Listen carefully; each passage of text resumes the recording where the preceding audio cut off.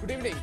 2013-14 സാമ്പത്തിക വർഷത്തിൽ 6.2% വളർച്ചാ നിരക്ക് പ്രതീക്ഷിക്കുന്ന ചിദംബരത്തിന്റെ പൊതു ബജറ്റിൽ പതിവ് പ്രഖ്യാപനങ്ങളല്ലാതെ മറ്റെന്തുണ്ട്? സ്പെഷ്യൽ എഡിഷൻ തുടങ്ങുന്നു. പ്രധാന വാർത്തകൾ.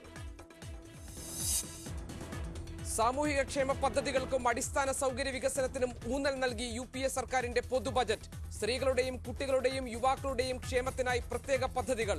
കാർഷിക മേഖലയ്ക്ക് മുന്തിയ പരിഗണന. ആദായ നികുതി പരിധിയിൽ വർധനയില്ല. ജെൻഡർ ബജറ്റിന് 92,137 കോടി. വനിതാ സുരക്ഷയ്ക്ക് 1000 കോടിയുടെ നിർഭയ പദ്ധതി. സ്ത്രീ സംരംഭകർക്ക് ആദ്യമായി പൊതുമേഖലാ ബാങ്ക്. പ്രതിരോധത്തിന് 2,03,672 കോടി. ആഡംബര കാറുകൾ, ആഡംബര ബൈക്കുകൾ, വെള്ളി ആഭരണങ്ങൾ, പുകയില ഉൽപ്പന്നങ്ങൾ എന്നിവയ്ക്ക് വില കൂടും. ഹാരിസൺ മലയാളം ലിമിറ്റഡ് ഭൂമി കയ്യേറിയിട്ടുണ്ടെങ്കിൽ നിയമ നടപടി എടുക്കാമെന്ന് ഹൈക്കോടതി. കയ്യേറിയ ഭൂമി തിരിച്ചുപിടിക്കണം. 2 മാസത്തിനകം ഭൂമി ഏറ്റെടുക്കണമെന്നും ഉത്തരവ്. ഹാരിസന്റെ എല്ലാ എസ്റ്റേറ്റുകൾക്കും ബാധകമെന്നും കോടതി. ത്രിപുരയിൽ ഇടത് മുന്നണി തുടർച്ചയായ 5ാം തവണയും അധികാരത്തിൽ. നാഗാലാൻഡിൽ നാഗാ പീപ്പിൾസ് ഫ്രണ്ട് ഭരണം നിലനിർത്തി. മേഘാലയയിൽ തൂക്കുസഭ. കേവല ഭൂരിപക്ഷത്തിന് കോൺഗ്രസിന് വേണ്ടത് 1 seat. Santosh trophy football semifinal. Keralam ഫൈനലിൽ.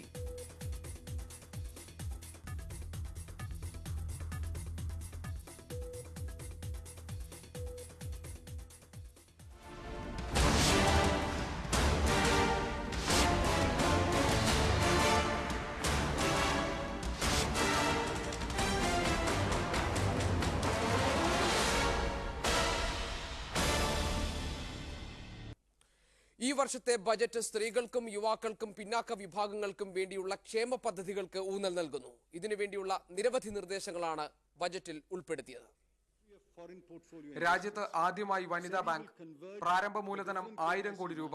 ഇതിന്റെ പ്രവർത്തനം ഒക്ടോബറിൽ ആരംഭിക്കും. സ്ത്രീ സുരക്ഷയ്ക്കായി നിർഭയ പദ്ധതി. 1000 കോടി രൂപയുടെ പദ്ധതിയാണിത്. കൂടാതെ വനിതാ ക്ഷേമത്തിനായി 200 കോടി രൂപയും വകയിരുത്തി. പട്ടികജാതി വികസനത്തിന് 41,000 കോടി രൂപ. പട്ടികവർഗ വികസനത്തിന് 28,500 കോടി. ന്യൂനപക്ഷ വികസനത്തിന് 3,511 കോടി രൂപയും പ്രഖ്യാപിച്ചിട്ടുണ്ട്. യുവജനങ്ങൾക്കായും ബജറ്റിൽ പ്രത്യേക പരാമർശമുണ്ട്.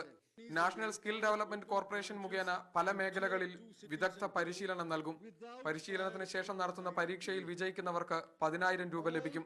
യുവാക്കൾ മുഖേന കൂടുതൽ തൊഴിലവസരങ്ങളും ഉത്പാദനവും വർദ്ധിപ്പിക്കാൻ കഴിയുമെന്നാണ് പ്രതീക്ഷിക്കുന്നത്. 1000 കോടി രൂപയാണ് പദ്ധതിക്കായി മാറ്റിവെച്ചിരിക്കുന്നത്. ലിജോ വർഗീസ്, മീഡിയ 1, ഡൽഹി. കാർഷിക മേഖലയ്ക്ക് പ്രത്യേക പരിഗണന നൽകിയ ബജറ്റ് കേരളത്തിന് പരോക്ഷമായി ഗുണം ചെയ്യും. എന്നാൽ പുതിയ പദ്ധതികൾ ഒന്നും കേരളത്തിന് നൽകാൻ ബജറ്റിനായിട്ടില്ല. 2ാം UPA സർക്കാരിന്റെ അവസാന ബജറ്റിൽ ധനമന്ത്രി P. ചിദംബരം കാർഷിക മേഖലയ്ക്ക് പ്രത്യേക പരിഗണന നൽകിയത് കേരളത്തിനും ഗുണകരമാവും. പ്രത്യേകിച്ച് കേര കർഷകർക്ക് അനുവദിച്ച 75 കോടി രൂപ, കൂടാതെ കൊച്ചി മെട്രോക്ക് അനുവദിച്ച 130 കോടി രൂപ, കൊച്ചി തുറമുഖത്തിലേക്കുള്ള റോഡിന് അനുവദിച്ച 30 കോടി രൂപ, ഇടുക്കി കുട്ടനാട് പാക്കേജിന്റെ ഭാഗമായ ക്ഷീരമേഖലയ്ക്ക് പ്രഖ്യാപിച്ച 10 കോടി രൂപ എന്നിവയാണ് മറ്റു കേരള വിഹിതങ്ങൾ. റബ്ബർ ബോർഡിന് 167.51 കോടി, കയർ ബോർഡിന് 74.93 കോടി, കോഫി ബോർഡിന് 131 കോടി, സ്പൈസസ് ബോർഡിന് 104.35 കോടി എന്നിങ്ങനെയുള്ള പ്രഖ്യാപനങ്ങൾ കേരളത്തിനും ആശ്വാസം നൽകും. പ്രതീക്ഷിച്ച പോലെ ബജറ്റ് അവതരണത്തിലൂടെ കയ്യടി നേടാൻ P. ചിദംബരത്തിനായിട്ടുണ്ട്. എന്നാൽ വിദേശ നിക്ഷേപവും സ്വകാര്യ പങ്കാളിത്തവും സ്വാഗതം ചെയ്യുന്ന ബജറ്റിൽ കേരളത്തിന് പ്രതീക്ഷിക്കാൻ കാര്യമായൊന്നുമില്ല. ഡൽഹിയിൽ നിന്നും ക്യാമറാമാൻമാരായ പ്രമോദിനും എൽദോക്കും സുരേഷിനുമൊപ്പം മുജീബ് റഹ്മാൻ, മീഡിയ 1. സ്ത്രീകൾക്കായി പൊതുമേഖലാ ബാങ്കും നിർഭയ പദ്ധതിയുമാണ് പ്രധാന ബജറ്റ് പ്രഖ്യാപനങ്ങൾ. വനിതകൾക്ക് മാത്രമായി ബാങ്ക് എന്നതിനെ സ്വാഗതം ചെയ്യുമ്പോൾ നിർഭയ പദ്ധതി എങ്ങനെ പ്രാബല്യത്തിൽ കൊണ്ടുവരുമെന്ന കാര്യം ബജറ്റിൽ വ്യക്തമാക്കിയിട്ടില്ല. സ്ത്രീ സുരക്ഷയ്ക്കായി 1000 കോടി രൂപയുടെ നിർഭയ പദ്ധതിയാണ് ധനമന്ത്രി ചിദംബരം പ്രഖ്യാപിച്ചത്. സ്ത്രീകൾക്കെതിരായ അക്രമങ്ങൾ വർദ്ധിച്ചുവരുന്ന പശ്ചാത്തലത്തിലാണ് പദ്ധതി. എന്നാൽ ഈ ഫണ്ട് ഏത് രീതിയിൽ വിനിയോഗിക്കുന്നു എന്ന കാര്യം ബജറ്റിൽ വ്യക്തമാക്കിയിട്ടില്ല. അതുകൊണ്ട് തന്നെ പദ്ധതിയുടെ ഗുണം സ്ത്രീകളിൽ എത്രത്തോളം എത്തുമെന്ന് ആശങ്കയുമുണ്ട്. അടിത്തട്ട് മുതൽ സ്ത്രീകൾക്ക് വേണ്ടി പ്രവർത്തിക്കുന്ന സംഘടനകളിൽ കൂടി ഈ തുക എത്തിക്കണമെന്ന് അന്വേഷി പ്രസിഡന്റ് K. അജിത പറയുന്നു. ഒപ്പം കൃത്യമായി നിരീക്ഷിക്കുകയും വേണം. ശരിക്കും യഥാർത്ഥത്തിൽ ജെന്യൂനായിട്ടുള്ള പ്രവർത്തനം കാഴ്ചവെക്കുന്ന സംഘടനകൾക്ക് ഈ ഫണ്ടുകൾ എത്തുമോ എന്നുള്ളതായിരുന്നു ഇപ്പോൾ എനിക്ക് സംശയം. അതേസമയം സ്ത്രീകൾക്കായി പൊതുമേഖലാ ബാങ്ക് എന്നത് ബജറ്റിലെ ജനപ്രിയ ഇനമായി തന്നെയാണ് സ്ത്രീകൾ കാണുന്നത്. സ്ത്രീകളുടെ ഉന്നമനം ലക്ഷ്യമിട്ട് പ്രവർത്തിക്കുന്ന സ്വാശ്രയ സംഘങ്ങൾക്കും ഇത് ഗുണമാകും. സ്ത്രീകൾക്ക് ക്യാപിറ്റൽ ഉണ്ടാകുക എന്നുള്ളത് വളരെ അഭിലഷണീയമായ ഒരു കാര്യമാണ്. ഈ രണ്ട് പദ്ധതികൾക്ക് പുറമെ വനിതാ ശിശുക്ഷേമത്തിനായി 200 കോടി രൂപയും ബജറ്റിൽ വകയിരുത്തിയിട്ടുണ്ട്. മീഡിയ 1 കോഴിക്കോട്. ധനമന്ത്രി പി ചിദംബരം ഇന്ന് അവതരിപ്പിച്ച പൊതു ബജറ്റ് സമ്മിശ്ര പ്രതികരണമാണ് ഉണ്ടാക്കിയിട്ടുള്ളത്. പോപ്പുലിസ്റ്റ് ബജറ്റ് എന്ന് ചിലർ വിലയിരുത്തുമ്പോൾ കാര്യമായ ദിശാബോധം ഈ ബജറ്റിനില്ല എന്നുള്ള വിമർശനങ്ങളും ഉയർന്നു വരുന്നുണ്ട്. എന്തൊക്കെയാണ് ഈ ബജറ്റിന്റെ പ്രധാന നിർദ്ദേശങ്ങൾ? എങ്ങനെയാണ് ഇത് കഴിഞ്ഞ ബജറ്റുമായി താരതമ്യം ചെയ്യുമ്പോൾ? ഈ കാര്യങ്ങൾ രാജീവ് ശങ്കരൻ വിശദീകരിക്കും. രാജീവ്. ഗോപി, സ്ത്രീകൾ, പട്ടിക വിഭാഗങ്ങൾ, യുവജനങ്ങൾ, ന്യൂനപക്ഷങ്ങൾ എന്നിവരെ പ്രത്യേകമായി അഭിമുഖീകരിക്കുന്നു എന്ന അവകാശവാദം ധനമന്ത്രി പി ചിദംബരം നടത്തുന്നുണ്ട്. ഒപ്പം സുസ്ഥിര വികസനവും എല്ലാവരെയും ഉൾക്കൊള്ളുന്ന വികസനവുമാണ് ലക്ഷ്യമെന്നും അതോടൊപ്പം വളർച്ചാ നിരക്ക് ഉയർത്തുക എന്നതാണ് ഉദ്ദേശമെന്നും ധനമന്ത്രി പറയുന്നു. അതിന്റെ വിശദാംശങ്ങളിലേക്ക് നമുക്ക് പോകേണ്ടതുണ്ട്. ഒപ്പം കഴിഞ്ഞ ബജറ്റുമായി ഇതിനെ താരതമ്യപ്പെടുത്തുക കൂടി വേണം. പട്ടികജാതിക്കാർക്ക് കഴിഞ്ഞ ബജറ്റിൽ നീക്കിവെച്ചത് 37,113 കോടി രൂപയാണ്. ഇക്കുറി അത് 41,561 കോടി രൂപയായി മാറിയിരിക്കുന്നു. അതായത് 4,448 കോടിയുടെ വർധന. ഈ വർധന കണക്കാക്കുമ്പോൾ രൂപയുടെ മൂല്യത്തിലുണ്ടായ ഇടിവ്, ജീവിത ചെലവ് എന്നിവ കണക്കാക്കുമ്പോൾ ഈ വർധന കേവലം ക്രമാനുഗതമായ ഒരു വിഹിത വർധന മാത്രം ആണ് എന്ന് നമുക്ക് വിലയിരുത്തേണ്ടി വരും. പട്ടികവർഗക്കാരുടെ കാര്യം നോക്കിയാൽ കഴിഞ്ഞ വർഷം നീക്കിവെച്ചത് 21,710 കോടി രൂപ. അത് ഇക്കുറി 24,598 കോടി രൂപയായിരിക്കുന്നു. ആകെയുള്ള വർധന 2,888 കോടി രൂപ. ഇതും നേരത്തെ നമ്മൾ പറഞ്ഞതുപോലെ ബജറ്റ് വിഹിതത്തിൽ ഒരു വിഭാഗത്തിന് നീക്കിവെക്കുന്ന ബജറ്റ് വിഹിതത്തിലുണ്ടായ സാമാന്യമായ ഒരു വർധന എന്ന് മാത്രമേ കാണാനാകൂ. അടുത്ത വിഭാഗത്തിലേക്ക് പോയാൽ ഭക്ഷ്യസുരക്ഷാ ബില്ലാണ് UPA സർക്കാർ അവരുടെ ജനപ്രിയ പദ്ധതിയിലെ ഏറ്റവും പ്രധാനപ്പെട്ട ഇനമായി അവതരിപ്പിച്ചിരുന്നത്. ഭക്ഷ്യസുരക്ഷാ ബില്ലിന്റെ കാര്യത്തിൽ 2012-2013 അതായത് കഴിഞ്ഞ ബജറ്റിൽ പറഞ്ഞിരുന്നത് പാർലമെന്റിൽ ബിൽ ഉടൻ പാസാക്കും എന്നാണ് പറഞ്ഞിരുന്നത്. ഇക്കുറി 2013-14 ആകുമ്പോഴേക്കും ബിൽ പാർലമെന്റിൽ ഉടൻ പാസാക്കും എന്ന വാഗ്ദാനം ആവർത്തിക്കുന്നു.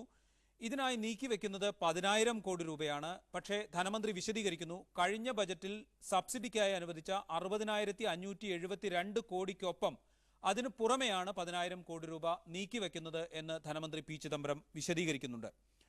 മറ്റൊന്ന് നാഷണൽ സ്കിൽ ഡെവലപ്മെന്റ് കോർപ്പറേഷന്റെ കാര്യമാണ്. യുവാക്കൾക്കായി ഏറ്റവും പ്രധാനമായി പി ചിദംബരം പ്രഖ്യാപിച്ച ഒന്നാണ് നാഷണൽ സ്കിൽ ഡെവലപ്മെന്റ് കോർപ്പറേഷൻ മുഖാന്തരം നടപ്പാക്കുന്ന പദ്ധതി.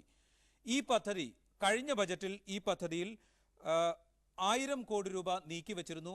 10 വർഷം കൊണ്ട് 6.2 കോടി യുവാക്കൾക്ക് പരിശീലനം നൽകും എന്നാണ് കഴിഞ്ഞ ബജറ്റിൽ പ്രഖ്യാപിച്ചിരുന്നത്. ഈ ബജറ്റ് ആകുമ്പോൾ പരിശീലനം നൽകുന്നവർക്ക് പരീക്ഷയും അതിനുശേഷം സർട്ടിഫിക്കറ്റും ഏർപ്പെടുത്തും എന്ന് പ്രഖ്യാപിക്കുന്ന ധനമന്ത്രി ശരാശരി 10,000 രൂപ വരെ സർട്ടിഫിക്കറ്റ് നേടുന്നവർക്ക് ശരാശരി 10,000 രൂപ വരെ ധനസഹായം ലഭ്യമാക്കും എന്ന് പറയുന്നു. കഴിഞ്ഞ ബജറ്റിൽ നീക്കിവെച്ച അതേ തുക 1000 കോടി രൂപ ഈ ബജറ്റിലും ധനമന്ത്രി നീക്കിവെക്കുന്നുണ്ട്. മറ്റൊരു പ്രധാന മേഖല പ്രതിരോധമാണ്. പ്രതിരോധത്തിൽ പ്രതീക്ഷിച്ചതുപോലെ തന്നെ 10,000-ലേറെ കോടി രൂപയുടെ വർധന. കഴിഞ്ഞ 3-4 ബജറ്റുകൾ എടുത്തു കഴിഞ്ഞാൽ പ്രതിരോധ മേഖലയിൽ ക്രമാനുഗതമായി വിഹിതം വൻതോതിൽ വർദ്ധിപ്പിച്ചു കൊടുക്കുന്നുണ്ട്. അത് ഇത്തവണയും തുടരുന്നു. 10,000-ലേറെ കോടി രൂപയുടെ വർധന പ്രതിരോധ മേഖലയിൽ ഉണ്ടായിട്ടുണ്ട്. 1,93,407 കോടി രൂപയായിരുന്നു കഴിഞ്ഞ വർഷത്തെ വിഹിതമെങ്കിൽ അത് ഇക്കുറി 2 ലക്ഷം കവിഞ്ഞിരിക്കുന്നു. 2,03,672 കോടി രൂപയായിരിക്കുന്നു. ഇതിൽ മൂലധന ചെലവായി മാറ്റിവെച്ചിരിക്കുന്നത് 86,741 കോടി രൂപയാണ്. മൂലധന ചെലവിലും 10,000 കോടി രൂപയുടെ വർധന നമുക്ക് കാണാനാകും. കർഷകർക്ക് വേണ്ടി കാർഷിക വായ്പയ്ക്ക് കഴിഞ്ഞ ബജറ്റിൽ പ്രഖ്യാപിച്ച അതേ പദ്ധതികൾ തുടരുകയാണ് ധനമന്ത്രി ചെയ്തിരിക്കുന്നത്. 2012-2013 തിരിച്ചടവ് കൃത്യമായാൽ 4% നിരക്കിൽ വായ്പ നൽകും എന്ന് പ്രഖ്യാപിച്ചിരുന്നു. ആ പ്രഖ്യാപനം ഈ ബജറ്റിലും ധനമന്ത്രി തുടരുന്നുണ്ട്. ഒപ്പം കാർഷിക വായ്പയ്ക്കായി നീക്കിവെക്കുന്ന തുക 1.25 ലക്ഷം കോടി രൂപ വർദ്ധിപ്പിക്കുകയും ചെയ്തു. മറ്റൊരു പ്രധാന മേഖല അടിസ്ഥാന സൗകര്യ വികസന മേഖലയിൽ നോക്കിയാൽ കുടിവെള്ളം, ശുചിത്വം എന്നതാണ്. അടിസ്ഥാന സൗകര്യ മേഖലയുടെ വികസനത്തിന് വലിയ പ്രാധാന്യം ചിദംബരം നൽകുന്നു എന്ന് പറയുന്നുണ്ട്. അതിനുവേണ്ടി 50,000 കോടി രൂപ കടപ്പത്രമിറക്കി ഈ കടപ്പത്രമിറക്കി സമാഹരിക്കാൻ ബജറ്റിൽ നിർദ്ദേശമുണ്ട്. പക്ഷേ കുടിവെള്ളം, ശുചിത്വം എന്ന പ്രാഥമിക മേഖലയ്ക്ക് വേണ്ടത്ര വിഹിതം അനുവദിച്ചിട്ടില്ല എന്ന് നമുക്ക് കാണാനാകും. കഴിഞ്ഞ വർഷം 13,000 കോടി രൂപ മാത്രമാണ് അനുവദിച്ചത്. അതിക്കുറി 15,260 കോടി രൂപ മാത്രം. ആകെ വർധന 2,260 കോടി രൂപയുടെ. ഇത്തരം വിലയിരുത്തലുകൾ വരുമ്പോൾ ഗോപി, ബജറ്റിന്റെ താരതമ്യം വരുമ്പോൾ കാര്യമായ ഒരു വർധന പല മേഖലകളിലും ഉണ്ടായിട്ടില്ല എന്ന് നമുക്ക് വിലയിരുത്തേണ്ടി വരും.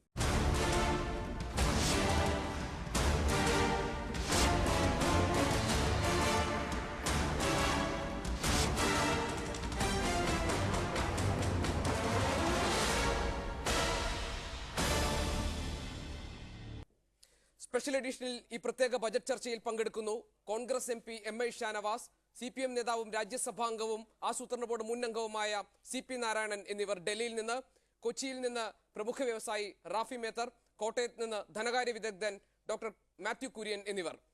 ആദ്യം ശ്രീ MI ഷാനവാസ്, 2013-14 സാമ്പത്തിക വർഷത്തിൽ നമ്മൾ പ്രതീക്ഷിക്കുന്ന വളർച്ചാ നിരക്ക് 6.2% എന്ന വളർച്ചാ നിരക്ക് കൈവരിക്കാൻ അനുയോജ്യമായ തരത്തിൽ എന്ത് ഫോക്കസാണ് ചിദംബരം ഇന്ന് അവതരിപ്പിച്ച ബജറ്റിലുള്ളത്? ഇന്ന് ചിദംബരം അവതരിപ്പിച്ച ബഡ്ജറ്റ് ഏറ്റവും പ്രാഗ്മാറ്റിക് ആയിട്ടുള്ള, ബുദ്ധിപരമായിട്ടുള്ള, ആസൂത്രിതമായിട്ടുള്ള ഒരു ബഡ്ജറ്റാണ്. അത് ഈ ബഡ്ജറ്റ് ഇന്ത്യ ഗ്രോത്ത് ഓറിയൻറ്റഡ് ആയിട്ടുള്ള ഒരു ബഡ്ജറ്റാണ് അദ്ദേഹം അവതരിപ്പിച്ചിരിക്കുന്നത്. വലിയ പോപ്പുലിസത്തിന് അദ്ദേഹം പോയിട്ടില്ല. വലിയ പോപ്പുലിസത്തിന് പോകാതെ അതേ സമയത്ത് ജനങ്ങളെ ബുദ്ധിമുട്ടിക്കാതെ അടുത്ത വർഷത്തെ ടാർഗറ്റായ 6.3 to 6.8% GDP ഗ്രോത്തിലേക്ക് എത്തത്തക്ക രീതിയിലുള്ള വലിയ പ്രതീക്ഷയോടുകൂടിയാണ് ഈ ബഡ്ജറ്റ് അവതരിപ്പിച്ചിരിക്കുന്നത്. ഈ ബഡ്ജറ്റ് പിന്നെ ജനങ്ങളുടെ നിത്യജീവിതവുമായി ബന്ധപ്പെട്ട നിരവധി പ്രശ്നങ്ങൾക്ക് പരിഹാരം കാണുകയും ജനങ്ങൾക്ക് ഏറ്റവും അധികം ഉത്സാഹപൂർവ്വം പ്രവർത്തിക്കത്തക്ക രീതിയിലുള്ള സാഹചര്യം ഉണ്ടാകത്തക്ക രീതിയിലുള്ള ബഡ്ജറ്റാണ് ഇത്. ഗ്രോത്ത് പ്രാഗ്മാറ്റിക് എന്നൊരു പദം താങ്കൾ ഉപയോഗിച്ചു. വളരെ പ്രാഗ്മാറ്റിക് അല്ല, വളരെ പ്രായോഗികക്ഷമമായ ഒരു ബജറ്റാണ് അവതരിപ്പിച്ചതെന്ന് താങ്കൾ പറഞ്ഞു. 6.2% എന്നതാണ് നമ്മൾ പ്രതീക്ഷിക്കുന്ന വളർച്ചാ നിരക്ക്. നമുക്കറിയാം കഴിഞ്ഞ തവണ ഇത് 7% മുകളിൽ നമ്മൾ പ്രതീക്ഷിക്കുകയും പിന്നീട് അത് 5.5% പുനർനിർണ്ണയിക്കേണ്ടി വരുന്ന അവസ്ഥയും ഉണ്ടായി. അതിലും താഴെയായിരുന്നു നമ്മൾ രേഖപ്പെടുത്തിയ വളർച്ചാ നിരക്ക്, 5% ഇന്ന് അവതരിപ്പിച്ച ബജറ്റിൽ ഏറ്റവും പ്രധാനപ്പെട്ട സംശയം ഉയരുന്നത് ഏത് മേഖലയിൽ നിന്നാണ് ആഭ്യന്തര ഉൽപാദന വളർച്ചയ്ക്ക് സർക്കാർ ഊന്നൽ നൽകുന്നു എന്നുള്ളതാണ്. അത് കാർഷിക മേഖലയിലെ ഉൽപാദനം കൂട്ടുക എന്നുള്ള തരത്തിലാണോ, അതല്ലെങ്കിൽ ധനകാര്യ ഉൽപ്പന്നങ്ങളിലൂടെയാണോ? എങ്ങനെയാണ് ഒരു ധനസമാഹരണത്തിന് ഈ സർക്കാർ ലക്ഷ്യം വെക്കുന്നത്? ഇതിന്റെ ഒരു ഫോക്കസിനെ കുറിച്ചാണ് എൻ്റെ ചോദ്യം. ഈ ബഡ്ജറ്റിന്റെ പശ്ചാത്തലം തന്നെ യൂറോപ്പിനെ ആകമാനം ഗ്രസിച്ചിരിക്കുന്ന ഒരു സാമ്പത്തിക തകർച്ചയുടെ ആരംഭത്തിൽ യാണ്. ലോകത്ത് മുഴുവൻ പിന്നെ വികസനം വല്ലാതെ മുരടിച്ച് നിൽക്കുന്ന ഘട്ടത്തിൽ ചൈനയും ഇന്തോനേഷ്യയും മാത്രമാണ് ഇന്ത്യയേക്കാൾ അല്പം മുമ്പിൽ. അതുകൊണ്ട് തന്നെയാണ് ഇവിടെ സ്റ്റിമുലസ് പാക്കേജുകളുണ്ട്. കോർപ്പറേറ്റുകൾക്ക് സ്റ്റിമുലസ് പാക്കേജ് കൊടുത്തിട്ടുണ്ട്. അതുകൊണ്ട് തന്നെ കൂടുതൽ മാനുഫാക്ചറിങ് സെക്ടർ ഇടയ്ക്ക് കഴിഞ്ഞ കൊല്ലം താഴോട്ട് പോയത് വളർത്തിയെടുക്കുവാനും ഉയർത്തിയെടുക്കുവാനും സാധിക്കും.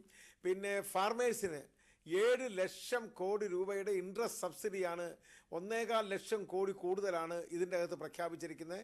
അങ്ങനെ മാനുഫാക്ചറിങ് സെക്ഷനിലും പിന്നെ അഗ്രികൾച്ചർ സെക്ടറിലും ഈ 2 സെക്ടറിലും വലിയ കുതിച്ചുചാട്ടം ഉണ്ടാക്കുവാൻ സാധിക്കുമെന്ന് തന്നെയാണ്. ശ്രീ ഷാനവാസ്, കാർഷിക മേഖലയെ കുറിച്ച് പറഞ്ഞതുകൊണ്ട് ചോദിക്കുന്നു. കഴിഞ്ഞ സാമ്പത്തിക വർഷത്തിൽ 5 ലക്ഷം കോടി രൂപ വായ്പയ്ക്കായി നീക്കിവെച്ചിരുന്നു. ഈ വർഷം അത് 7.25 കോടി രൂപയാക്കി, 7.25 ലക്ഷം കോടി രൂപയാക്കി വർദ്ധിപ്പിച്ചിരിക്കുന്നു. കഴിഞ്ഞ വർഷം 5 ലക്ഷം കോടി രൂപ മാറ്റിവെച്ചപ്പോൾ കാർഷിക മേഖലയിലുണ്ടായ വളർച്ച 1.8% മാത്രമാണ്. വായ്പ വേണ്ടത്ര രീതിയിൽ വിനിയോഗിക്കാൻ പറ്റുന്ന ഒരു സാഹചര്യം രാജ്യത്തുണ്ടോ? വലിയൊരു വരൾച്ചയുടെ മുന്നിലാണ് രാജ്യം നിൽക്കുന്നത്. അത് കേന്ദ്ര ധനകാര്യമന്ത്രി പരിഗണിച്ചിട്ടുണ്ടോ? ഇന്ത്യയെ സംബന്ധിച്ചിടത്തോളം ഇന്ത്യ ഇന്ന് പിടിച്ചു നിൽക്കുന്നത് കാർഷിക രംഗത്തുണ്ടായിട്ടുള്ള ബൂസ്റ്റ് കൊണ്ടാണ്. അതിൻ്റെ അകത്ത് നമ്മൾ ഉദ്ദേശിച്ച തരത്തിലുള്ള വർധന ഉണ്ടായില്ല എങ്കിൽ തന്നെയും വളരെ വളരെ വളരെ വളരെ പതറ്റിക്കായിട്ടുള്ള മൺസൂണും കാലാവസ്ഥയുടെ വ്യതിയാനങ്ങളും എല്ലാം ഉണ്ടായി എങ്കിൽ തന്നെയും ദശലക്ഷ ടൺ കണക്കിന് ഭക്ഷ്യധാന്യങ്ങൾ ഇന്ന് അരിയും ഗോതമ്പും ഏത് പ്രതികൂല സാഹചര്യത്തിലും നമുക്ക് സ്റ്റോക്ക് എടുക്കുവാൻ നമുക്ക് സാധിക്കുന്നുണ്ട്. ലോകത്തിൽ ഏറ്റവും കൂടുതൽ അരി ഇന്ന് എക്സ്പോർട്ട് ചെയ്യുന്ന, ഗോതമ്പ് എക്സ്പോർട്ട് ചെയ്യുന്ന ഒരു രാജ്യമായി ഇന്ത്യ മാറിയിരിക്കുന്നു. ഇന്ത്യ ആ രംഗത്ത് വളരെ ശക്തമാണ്. അതുകൊണ്ടാണ് എല്ലാ രംഗങ്ങളിലും വരുന്ന കാർഷിക മേഖല നമ്മളെ പിടിച്ചു നിർത്തുക തന്നെ ചെയ്യുമെന്ന കാര്യം സംശയമില്ല. മാനുഫാക്ചറിങ് സെക്ടറും ഇൻഡസ്ട്രിയൽ സെക്ടറും താഴോട്ട് പോയപ്പോൾ അധികം താഴോട്ട് പോകാതെ അതേ സമയത്ത് ഇന്ത്യക്ക് ആവശ്യമുള്ള ഉൽപ്പാദനം നിർവഹിച്ച കാർഷിക മേഖല തന്നെയാണ് ഇന്ത്യയുടെ തുറുപ്പ് ചീട്ട് എന്ന് ഞാൻ കരുതുന്നു. ശ്രീ എം എ ഷാനവാസ്, രാജ്യത്തെ മഹാഭൂരിപക്ഷവും വളരെ ആകാംക്ഷയോടുകൂടി കാത്തിരുന്നതാണ് വിലക്കയറ്റത്തെ നിയന്ത്രിക്കാൻ ഈ ബജറ്റിൽ എന്ത് നടപടികൾ ഉണ്ടാകുമെന്നുള്ളത്. ഭക്ഷ്യ ഉൽപ്പന്നങ്ങളുടെ വിലക്കയറ്റം വളരെ വലിയ രീതിയിൽ ആശങ്കപ്പെടുത്തുന്നു എന്ന് ധനമന്ത്രി ബജറ്റിന്റെ തുടക്കത്തിൽ തന്നെ പറഞ്ഞു. എന്നാൽ ഭക്ഷ്യ ഉൽപ്പന്നങ്ങളുടെ വിലക്കയറ്റത്തെ നിയന്ത്രിക്കുന്നതിന് പകരം അത് കൂടാൻ ഇടവരുത്തുന്ന പല നിർദ്ദേശങ്ങളും ഈ ബജറ്റിൽ ഉൾപ്പെട്ടിട്ടുണ്ട്. മാത്രവുമല്ല, ഭക്ഷ്യ ഉൽപ്പന്നങ്ങളുടെ വിലക്കയറ്റം അദ്ദേഹം അംഗീകരിക്കുമ്പോൾ തന്നെ ഭക്ഷ്യധാന്യങ്ങളുടെ ഉൽപാദനം കഴിഞ്ഞ തവണത്തേക്കാൾ കൂടുതലായിട്ടുണ്ട് രാജ്യത്തെന്ന് പറയുന്നു. ഇതിലെ വൈരുദ്ധ്യം ഒന്ന് താങ്കൾക്ക് വിശദീകരിക്കാമോ? ഇതിൻ്റെ അകത്ത് ഒന്നാമത്തെ കാര്യം നമുക്കറിയാം, ഇത് ഒരു ആഗോള വ്യവസ്ഥിതിയിൽ, ഒരു ഗ്ലോബൽ വില്ലേജിൽ ഇന്ത്യ ഉൾപ്പെട്ടിരിക്കുന്നതുകൊണ്ട് ആഗോള വ്യവസ്ഥിതിയിൽ നിന്നും രക്ഷപ്പെട്ട് മാറി ഒറ്റയ്ക്ക് ഇന്ത്യക്ക് പോകുവാൻ സാധിക്കില്ല. അതുകൊണ്ട് തന്നെയാണ് ഇന്ത്യയിലെ സ്റ്റിമുലസ് പാക്കേജ് കൊണ്ടുവന്ന് ഇൻഡസ്ട്രിയെയും മാനുഫാക്ചറിങ് സെക്ടറിനെയും കാർഷിക മേഖലയെയും സ്റ്റിമുലേറ്റ് ചെയ്യുന്നതിന് വേണ്ടിയുള്ള സംവിധാനമാണ് പറയുന്നത്. ഇപ്പോൾ ഇവിടെ സാധാരണഗതിയിൽ ഇവിടെ എപ്പോഴും പറയുന്നൊരു സംഗതിയുണ്ട്, കോർപ്പറേറ്റുകൾക്ക് ടാക്സ് എക്സംഷൻ കൊടുത്ത്, ടാക്സ് എക്സംഷൻ അല്ല, tax forgone is neutral tax received ആണ്. അപ്പോൾ അങ്ങനെ എല്ലാ രംഗങ്ങളിലും ഇതിനെ പ്രോത്സാഹിപ്പിച്ചുകൊണ്ട് മുമ്പോട്ട് പോവുകയും ഇൻഫ്ലേഷന്റെ നിരക്ക് കാര്യമായി കുറച്ച് 4-ൽ താഴെ കൊണ്ടുവന്ന് 3-ലേക്ക് എത്തിക്കുന്നതിന് വേണ്ടിയുള്ള ഷാനവാസിലേക്ക് ശ്രീ സി പി നാരായണൻ, ഷാനവാസ് പറയുന്നു ഇത് വളർച്ചയെ ദ്യോതിപ്പിക്കാൻ ലക്ഷ്യമിട്ടുള്ള പോപ്പുലിസ്റ്റ് ആയിട്ടുള്ള നിർദ്ദേശങ്ങൾ കുറച്ചുകൊണ്ടുള്ള വളരെ ഫോക്കസ്ഡ് ആയിട്ടുള്ള ഒരു ബജറ്റാണ് ഇത് എന്ന്. യഥാർത്ഥത്തിൽ ഇത് ഫോക്കസ് ഉള്ള ഒരു ബജറ്റാണോ? അല്ല, എൻ്റെ ബഹുമാന്യ സുഹൃത്ത് ഷാനവാസിന് അതല്ലാതെ പറയാൻ നിവൃത്തിയില്ല. യഥാർത്ഥത്തിൽ പ്രധാനമന്ത്രിയും ധനകാര്യമന്ത്രിയും പറഞ്ഞുകൊണ്ടിരുന്നത് നിക്ഷേപത്തിന് സൗഹൃദം, നിക്ഷേപത്തെ പ്രോത്സാഹിപ്പിക്കുന്ന തരത്തിൽ ഉള്ള നടപടികൾ ഈ ബജറ്റിൻ്റെ ഭാഗമായി വരുമെന്നുള്ള സൂചനയാണ് അവർ നൽകിയിരുന്നത്. പക്ഷേ നമ്മുടെ നിക്ഷേപകരാകെ, വ്യവസായ മേഖലയിലുള്ളവരാകെ, അതിസമ്പന്നരാകെ നിരാശരാണ്. അതവർ യാതൊരു സംശയവും ഇല്ലാത്ത രീതിയിൽ പ്രകടിപ്പിക്കുന്നുണ്ട്. അപ്പോൾ അവർക്ക് നൽകിയ വാഗ്ദാനങ്ങളെല്ലാം ഒരു തരത്തിൽ നിഷേധിച്ച മട്ടാണ്. ധനകാര്യമന്ത്രി അത് നിഷേധിച്ചതിന് ന്യായം ഞാൻ കാണുന്നുണ്ട്. കഴിഞ്ഞ വർഷം 5,29,000 കോടി രൂപയുടെ ആനുകൂല്യങ്ങളാണ് അവർക്ക് നൽകിയിരുന്നത്, ഏത് രൂപത്തിലായാലും വേണ്ടില്ല. അത് നൽകിയിട്ടും കാര്യമായ വളർച്ചയൊന്നും നിർമ്മാണ മേഖലയിലോ ഉൽപാദന മേഖലയിലോ അല്ലെങ്കിൽ ഈ വ്യവസായ മേഖലയിലോ ഉണ്ടായില്ല. കാർഷിക മേഖലയിലാണ് തമ്മിൽ ഭേദമുണ്ടായത്. എന്നാൽ ആ കാർഷിക മേഖലയ്ക്ക് അതിൽ മഹാഭൂരിപക്ഷം വരുന്ന ഇടത്തരക്കാരും സാധാരണക്കാരും നാമമാത്ര എന്ന് പറയാവുന്ന കൃഷിക്കാർക്ക് നൽകുന്ന സഹായം വളരെ കുറവാണ്. ഈ നൽകുന്ന ഈ 5 ലക്ഷം കോടി രൂപയും 7.25 ലക്ഷം കോടി രൂപയൊക്കെ അധികവും പോകുന്നത് സമ്പന്ന കൃഷിക്കാർക്കാണ്, ഭൂപ്രഭുക്കൾക്കാണ്. അപ്പോൾ ആ മേഖലയിൽ ഇത് നേരത്തെ ഷാനവാസ് പറയുണ്ടായി, ഈ യൂറോപ്പിലെ കുഴപ്പം കൊണ്ടാണ് നമ്മളുടെ കുഴപ്പമെന്ന്. അത് യൂറോപ്പിലോ അമേരിക്കയിലോ മറ്റു രാജ്യങ്ങളിലോ കുഴപ്പമുണ്ടായാലും ഒരു 122 കോടിയിലധികം വരുന്ന ജനങ്ങളുള്ള രാജ്യത്ത് സ്വയം നമുക്ക് കുറേ കാര്യങ്ങൾ ചെയ്യാൻ പറ്റും. നമ്മുടെ ഉൽപ്പന്നങ്ങൾ നമ്മൾക്ക് തന്നെ ഉപഭോഗം ചെയ്യാൻ പറ്റും. അതിന് പറ്റുന്ന രീതിയിൽ യൂറോപ്പിനേക്കാൾ വലിയ മാർക്കറ്റ് ഇവിടെയുണ്ട്, കമ്പോളം, ഇടത്തരക്കാരുടെ കമ്പോളമുണ്ട്. അതിനെയൊക്കെ ഉപയോഗിക്കുന്ന രീതിയിൽ ഉൽപ്പാദിപ്പിച്ച ഉൽപ്പന്നങ്ങൾ വിറ്റഴിക്കാനും അങ്ങനെ വിറ്റഴിക്കുന്നതിൻ്റെ ഫലമായിട്ട് കൂടുതൽ ഉൽപ്പാദിപ്പിക്കാൻ ഉൽപ്പാദകരെ പ്രേരിപ്പിക്കാനും കഴിയുന്ന രീതിയിൽ യാതൊന്നും തന്നെ ഈ ബജറ്റിലില്ല എന്നുള്ളതാണ്. ഈ പ്രത്യേക രാജ്യത്തിന്റെ സാമ്പത്തിക മുരടിപ്പ് എന്ന യാഥാർത്ഥ്യത്തെ അംഗീകരിക്കുന്ന ധനമന്ത്രി താങ്കളുടെ വാക്കുകൾ മനസ്സിലാക്കുന്നതനുസരിച്ച് അത് മറികടക്കാനുള്ള ക്രിയാത്മകമായ നിർദ്ദേശം ഈ ബജറ്റിൽ ഉൾക്കൊള്ളിച്ചിട്ടില്ല എന്നുള്ളതാണ്. അങ്ങനെയെങ്കിൽ ഈ ബജറ്റിന്റെ സ്വഭാവം എന്താണ്? ഇതിലൂടെ സർക്കാർ നടപ്പാക്കാൻ പോകുന്നത് എന്താണ്? അവർ ഉദ്ദേശിക്കുന്നത് എന്താണ്? സർക്കാർ കഴിഞ്ഞ വർഷം നടപ്പാക്കിയതെന്നൊന്നും വളരെ വ്യത്യസ്തമല്ല. നമ്മൾ പല മേഖലയിൽ നോക്കിയാൽ, സാമൂഹ്യ സേവനത്തിൻ്റെ മേഖലയിൽ നോക്കിയാൽ കഴിഞ്ഞ വർഷം ആദ്യം ബജറ്റിൽ നിർദ്ദേശിച്ചിരുന്നതിനേക്കാൾ 10-15,000 കോടി രൂപ കുറവാണ് ഇപ്പോൾ ഈ പുതുക്കിയ എസ്റ്റിമേറ്റിലുള്ളത്. അതിനേക്കാൾ അല്പം കൂടുതൽ മാത്രമാണ് നൽകിയിട്ടുള്ളത്. കഴിഞ്ഞ വർഷം നൽകിയതിനേക്കാൾ ഏതാണ്ട് 3,000 കോടി രൂപയിലധികം മാത്രമാണ് സാമൂഹ്യ സേവന മേഖലയിൽ, വിദ്യാഭ്യാസവും ആരോഗ്യവും എല്ലാം അടങ്ങുന്ന ആ മേഖലയ്ക്ക് നീക്കിവെച്ചിട്ടുള്ളത്. അത് വലിയ കാര്യമായിട്ട് അദ്ദേഹം 17% വർധനയുണ്ടായെന്ന് ധനകാര്യമന്ത്രി പറയുമ്പോൾ തന്നെ അദ്ദേഹം നൽകിയ 3 തുകകൾ നോക്കിയാൽ, കഴിഞ്ഞ വർഷത്തെ ബജറ്റ് എസ്റ്റിമേറ്റ്, പുതുക്കിയ എസ്റ്റിമേറ്റ്, ഈ അടുത്ത വർഷത്തേക്കുള്ള നിർദ്ദേശിച്ചിട്ടുള്ള തുക, ഇത് താരതമ്യം ചെയ്താൽ ഈ 17% വർധനയില്ല എന്ന് നമുക്ക് കാണാൻ പറ്റും. തിരിച്ചു വരാം C P Narayanan. Doctor Mathew കുര്യനിലേക്ക്. ഡോക്ടർ മാത്യു കുര്യൻ, രാഷ്ട്രീയ പാർട്ടികളുടെ പ്രതിനിധികൾ ഈ ബജറ്റിനെ വിരുദ്ധ വീക്ഷണങ്ങളിൽ കാണുന്നതിൽ അത്ഭുതമില്ല. സാമ്പത്തിക വിദഗ്ധൻ എന്നുള്ള നിലയിൽ ബജറ്റിനെ കാണുമ്പോൾ ചിദംബരം എന്ന ധനമന്ത്രിയിൽ നിന്ന് പ്രതീക്ഷിക്കുന്ന രീതിയിലുള്ള ഒരു ബജറ്റാണോ ഇന്ന് അവതരിപ്പിക്കപ്പെട്ടത്? അതോ UPA സർക്കാർ കഴിഞ്ഞ കാലങ്ങളിൽ തുടർന്നു വന്നിരിക്കുന്ന രീതിയിൽ ഏതാണ്ട് സാമൂഹ്യക്ഷേമ പദ്ധതികൾക്ക് തുക വകയിരുത്തുക, സാമ്പത്തിക പരിഷ്കരണ നടപടികളുമായി കുറച്ചൊക്കെ മുന്നോട്ട് പോവുക എന്ന തന്ത്രം തുടരുകയല്ലേ ചിദംബരം ചെയ്തിരിക്കുന്നത്? തീർച്ചയായിട്ടും അത് തന്നെയാണ്. ഒരു സാമ്പത്തിക ശാസ്ത്രത്തിൻ്റെ ദർശനം ഈ ബജറ്റിൽ എങ്ങും നമുക്ക് കാണാൻ കഴിയില്ല. കാരണം ഇപ്പം താങ്കൾ നേരത്തെ സൂചിപ്പിച്ച ഗ്രോത്ത് എന്ന് പറയുന്ന ആ കാര്യം തന്നെ നമുക്കെടുക്കാം. സാമ്പത്തിക ശാസ്ത്രത്തിൻ്റെ തത്വം അനുസരിച്ച് സാമ്പത്തിക വളർച്ച ഉണ്ടാവുന്നത് മുതൽ മുടക്ക് ഇൻവെസ്റ്റ്മെൻറ്റ് വർദ്ധിപ്പിക്കുമ്പോഴാണ്. അപ്പോൾ ഇവിടെ പ്രധാനമായിട്ടുള്ള ഇന്നിപ്പോൾ ഒരു റിസഷൻ്റെ, ആഗോള റിസഷൻ എല്ലാവരും ഇപ്പോൾ സൂചിപ്പിച്ചു കഴിഞ്ഞല്ലോ. അവിടെ നമ്മൾ എത്തി നിൽക്കുന്ന ഒരു സന്ദർഭത്തിൽ വീണ്ടും ജോൺ മെയ്നാർഡ് കെയ്ൻസിൻ്റെ ഒരു വാക്ക് കടമെടുക്കുകയാണെന്നുണ്ടെങ്കിൽ, ഇപ്പോൾ ഒരു ആനിമൽ സ്പിരിറ്റ് ഇമ്പാർട്ട് ചെയ്യേണ്ട ഒരു സന്ദർഭമാണ്. അപ്പോൾ എല്ലാ തരത്തിലുള്ള മുതൽ മുടക്കുകളെയും പ്രചോദിപ്പിക്കുകയും അത് സസ്റ്റെയിൻ ചെയ്യുകയും ചെയ്യുന്നതായിട്ടുള്ള മെഷേഴ്സാണ് ബജറ്റിൽ ഗ്രോത്തിൻ്റെ ദിശയിൽ നമുക്ക് ആവശ്യമായിട്ടുള്ളത്. അപ്പോൾ അങ്ങനെ നമ്മൾ നോക്കുമ്പോൾ 2 കാര്യങ്ങൾ വളരെ പ്രധാനപ്പെട്ടതാണ്. ഒന്ന്, ഓട്ടോണമസ് ഇൻവെസ്റ്റ്മെൻറ്റ്, അതായത് സർക്കാർ തന്നെ ഉൽപ്പാദനക്ഷമമായിട്ടുള്ള രംഗങ്ങളിൽ കൂടുതൽ മുതൽ മുടക്കുക, അങ്ങനെ ഇൻവെസ്റ്റ്മെൻറ്റ് കൂട്ടുക. അത് ഒരു റിസഷൻ്റെ സന്ദർഭത്തിൽ കെയ്ൻസ് തന്നെ പണ്ട് അത് സൂചിപ്പിച്ചിട്ടുണ്ട്. റിസഷൻ്റെ സന്ദർഭത്തിൽ എങ്ങനെ സ്റ്റേറ്റിൻ്റെ മുതൽ മുടക്ക് വളരെ അനിവാര്യമാണ്. അതോടൊപ്പം തന്നെ നേരത്തെ ഞാൻ സൂചിപ്പിച്ചതുള്ള ഒരു ആനിമൽ സ്പിരിറ്റ് ഉണ്ടാകണമെന്നുണ്ടെങ്കിൽ ഇൻഡ്യൂസ്ഡ് ഇൻവെസ്റ്റ്മെൻറ്റ്, അതായത് പിന്നെ മറ്റ് സർക്കാരിൻ്റെ ഈ ഓട്ടോണമസ് ഇൻവെസ്റ്റ്മെൻറ്റ് കൊണ്ട് അത് മറ്റ് സ്വകാര്യ മേഖലയിലുള്ള ഇൻവെസ്റ്റ്മെൻറ്റിനെ വളരെയധികം പ്രചോദിപ്പിക്കുകയും അങ്ങനെ ഇത് ക്യുമുലേറ്റീവായിട്ട് ഈ ഓട്ടോണമസ് ഡോക്ടറിലേക്ക് ഒരുപക്ഷെ MI ഷാനവാസിൽ നിന്ന് ഇതിന് നമുക്ക് മറുപടി കിട്ടേണ്ടതുണ്ട്. ഇന്നലെ അവതരിപ്പിച്ച സാമ്പത്തിക സർവേ റിപ്പോർട്ടിൽ സാമ്പത്തിക പരിഷ്കാരങ്ങൾ മുന്നോട്ട് കൊണ്ടുപോകേണ്ടതിൻ്റെയും കൂടുതൽ നിക്ഷേപം ആകർഷിക്കേണ്ടതിൻ്റെയും കൂടുതൽ വിദേശ നിക്ഷേപം രാജ്യത്ത് വരേണ്ടതിൻ്റെയും ആവശ്യകത ചൂണ്ടിക്കാണിച്ചിരുന്നു. ധനകാര്യമന്ത്രിയായ പി ചിദംബരത്തിന്, സാമ്പത്തിക വിദഗ്ധൻ കൂടിയായ പി ചിദംബരത്തിന് അതറിയാതെയുമല്ല. എന്തുകൊണ്ടാണ് ശ്രീ ഷാനവാസ് അത്തരം ഒരു സാമ്പത്തിക പരിഷ്കരണ നടപടികൾ കൂടുതൽ ഊർജിതമായി നടപ്പാക്കുന്നതിൽ നിന്ന് പിന്നാക്കം നിൽക്കാൻ ചിദംബരം തീരുമാനിച്ചത്?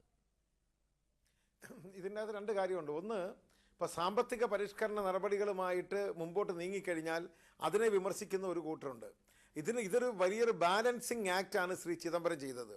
ഗ്ലോബൽ എക്കോണമി 3.1%ലേക്ക് അതിൻ്റെ ഗ്രോത്ത് താന്നുകൊണ്ടിരിക്കുന്ന ഒരു സന്ദർഭത്തിൽ അവിടെ നിന്നും ഇതിനെ ഉയർത്തിയെടുക്കാനും വളർത്തിയെടുക്കുന്നതിനും വേണ്ടി 5% എന്നുള്ള GDP ഗ്രോത്ത് 6.3, 6.2, 6.2 to 6.8% കൊണ്ടുവരുന്നതിന് വേണ്ടിയുള്ള സ്റ്റിമുലസ് പാക്കേജുകളെല്ലാം കൂടി ഉൾക്കൊള്ളിച്ചുകൊണ്ടുള്ള ഒരു പദ്ധതിയാണ് ഇവിടെ നടപ്പിലാക്കിയിരിക്കുന്നത്. ഷാനവാസ്, എന്ത് സ്റ്റിമുലസ് പാക്കേജാണ് ഈ ബജറ്റിൽ കേന്ദ്ര ധനകാര്യമന്ത്രി പ്രഖ്യാപിച്ചിരിക്കുന്നത്? കഴിഞ്ഞ ബജറ്റ് എടുത്തു നോക്കിയാൽ സാമൂഹ്യക്ഷേമത്തിന് അല്ലെങ്കിൽ പട്ടികവിഭാഗങ്ങൾക്കുള്ള ക്ഷേമത്തിന് അനുവദിച്ചതിന്റെ പട്ടികവിഭാഗത്തിന്റെ കണക്കെടുത്താൽ 4,448 കോടി രൂപ അധികം അനുവദിച്ചിട്ടുണ്ട്. അങ്ങനെ ക്രമാനുഗതമായ വിഹിതം കൂടുതൽ അനുവദിക്കുന്നു എന്നതിലപ്പുറം എന്ത് സ്റ്റിമുലസ് പാക്കേജാണ് പി ചിദംബരം ഇതിലൂടെ മുന്നോട്ട് വച്ചിരിക്കുന്നത്?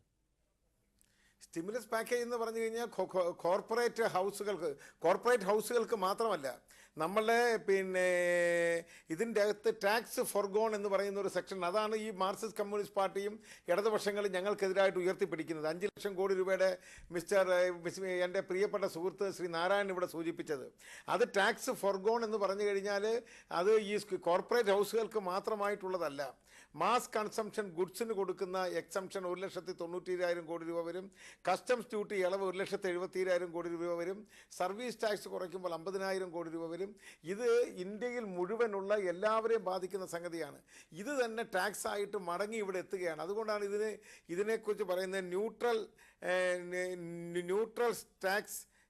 Tax forgone is tax neutral എന്ന് പറയാനുള്ള കാരണവും അതുതന്നെയാണ്. അപ്പോൾ ഇതെല്ലാം കൊണ്ടുവന്ന് ഇന്ത്യയിലെ എല്ലാ മേഖലകളിലും വളർച്ച, ഇപ്പോൾ ഫാർമേഴ്സിൻ്റെ സെക്ഷൻ, അഗ്രികൾച്ചർ ആണെങ്കിലും ഇൻഡസ്ട്രിയൽ ആണെങ്കിലും മാനുഫാക്ചറിങ് ഇൻഡസ്ട്രി സെക്ടർ, ഇതുകൂടാതെ ഇന്ത്യയിലെ ഏറ്റവും അധികം അവശത അനുഭവിക്കുന്ന പൂവർ, നിങ്ങൾ ആ ആസ്പെക്റ്റ് നിങ്ങൾ എടുക്കുന്നേ ഇല്ല. ആ ആസ്പെക്റ്റ് നിങ്ങൾ മനഃപൂർവ്വം വിട്ടുകളഞ്ഞാണോ എന്ന് പോലും എനിക്ക് സംശയമുണ്ട്. അതായത് ഇതുപോലെ സാധാരണക്കാർക്ക്, മൈനോറിറ്റിക്ക്, പിന്നെ ഷെഡ്യൂൾ കാസ്റ്റിന്, ഷെഡ്യൂൾ ട്രൈബിന്, പിന്നെ വിവിധ മേഖലകളിലുള്ള തൊഴിലാളി വർഗത്തിന് എല്ലാവർക്കും വളർച്ചയ്ക്ക് ഉതകുന്ന രീതിയിൽ കൂടുതൽ ഉൽപാദനക്ഷമത ഉണ്ടാകത്തക്ക രീതിയിലുള്ള വലിയ പ്രഖ്യാപനങ്ങളാണ് ഈ ബഡ്ജറ്റിലൂടെ ഉണ്ടായിരിക്കുന്നത്. അത് നമ്മൾ UPA സർക്കാരിന്റെ പ്രതിച്ഛായയ്ക്ക് മേൽ കരി പുരട്ടിയ കൽക്കരി കുംഭകോണത്തിന്റെ പശ്ചാത്തലത്തിൽ ശ്രദ്ധിക്കപ്പെട്ട ഒരു ബജറ്റ് നിർദ്ദേശമുണ്ട്. കൽക്കരി ഖനനത്തിന് പൊതു സ്വകാര്യ പങ്കാളിത്തത്തോടെയുള്ള അനുമതി. പൊതുമേഖലാ സ്ഥാപനമായ കോൾ ഇന്ത്യ ലിമിറ്റഡ് ഉള്ളപ്പോഴാണ് ഇതുപോലൊരു നിർദ്ദേശം വരുന്നത്. അതോടൊപ്പം തന്നെ ഊർജ്ജ മേഖലയിലേക്കുള്ള കൽക്കരി ഇറക്കുമതി നിരുത്സാഹപ്പെടുത്തുമെന്നുള്ള നിർദ്ദേശവും ബജറ്റിലുണ്ട്. എന്താണ് ഇതുകൊണ്ട് ഉദ്ദേശിക്കുന്നത്? കൽക്കരി കുംഭകോണം എന്ന് വെച്ചാൽ കൽക്കരി കുംഭകോണം നടന്നിട്ടില്ലല്ലോ. നടക്കാത്ത ഒന്നിനെ കുറിച്ചാണ് നിങ്ങളിപ്പോൾ ചോദിച്ചുകൊണ്ടിരിക്കുന്നത്. കൽക്കരി കുംഭകോണത്തെക്കുറിച്ച് വരുന്ന ഒരുപാട് ചർച്ചകളൊക്കെ എല്ലാ ചാനലുകളും പോയി ചർച്ച നടത്തിയിട്ടുള്ളതാണ്. കൽക്കരി ഈ രാജ്യത്തിൻ്റെ എനർജി വികസനത്തിന് ഏറ്റവും ആവശ്യമുള്ളതാണ് കൽക്കരി. അപ്പോൾ ആ കൽക്കരി ഇമ്പോർട്ട് കുറച്ചുകൊണ്ട് നമ്മൾ ഇൻഡിജീനിയസ് ആയിട്ടുള്ള ഇതിൻ്റെ പ്രൊഡക്ഷൻ കൂട്ടുന്നതിന് വേണ്ടിയുള്ള സ്റ്റിമുലസ് ആണ് ഇതിൻ്റെ അകത്ത് ഈ ബഡ്ജറ്റ് പ്രഖ്യാപിച്ചിരിക്കുന്നത്. അതുകൊണ്ട് നമ്മുടെ എനർജി ക്രൈസിസിനെ അഡ്രസ്സ് ചെയ്യാൻ നമുക്ക് സാധിക്കുന്നു എന്നുള്ളതാണ് ഇതിൻ്റെ ഏറ്റവും വലിയൊരു നേട്ടം. തിരിച്ചു വരാം ഷാനവാസ്. CP നാരായണൻ, ഷാനവാസ് പറയുന്നത് പോലെ ഒരു സ്റ്റിമുലസ് പാക്കേജ് ഈ ബജറ്റിലുണ്ടോ? ഏതെങ്കിലും മേഖലയെ, ഏതെങ്കിലും പ്രത്യേക മേഖലയെ ഉദ്ധരിക്കാൻ ഉദ്ദേശിച്ചുള്ള, അല്ലെങ്കിൽ മൊത്തത്തിൽ നികുതി ഇളവുകൾ പ്രഖ്യാപിച്ചുകൊണ്ട് കോർപ്പറേറ്റ് സെക്ടറിനെയോ അല്ലെങ്കിൽ വ്യവസായ മേഖലയോ ചെറുകിട വ്യവസായ മേഖലയോ കാർഷിക മേഖലയോ ഏതെങ്കിലും മേഖലയെ ഉദ്ധരിക്കാനുള്ള എന്തെങ്കിലും പാക്കേജ് താങ്കൾ കാണുന്നുണ്ടോ ഈ ബജറ്റിൽ? ഇല്ല. ഇതിപ്പോൾ ഇതേവരെ ചിദംബരം അടക്കം അങ്ങനെ ഒന്നും പറഞ്ഞിട്ടുണ്ടെന്ന് എനിക്ക് തോന്നുന്നില്ല. കാരണം ഇത് ബജറ്റ് അവതരിപ്പിച്ച ശേഷം മറ്റ് പലരും ഇതിനെപ്പറ്റി ഇത്രയും മണിക്കൂറുകൾക്കകം നടത്തിയ പരാമർശങ്ങളിലും ഒരു സ്റ്റിമുലസ് പാക്കേജ് എന്തെങ്കിലും ഉള്ളതായിട്ട് പറയുന്നില്ല. മറ്റേ FII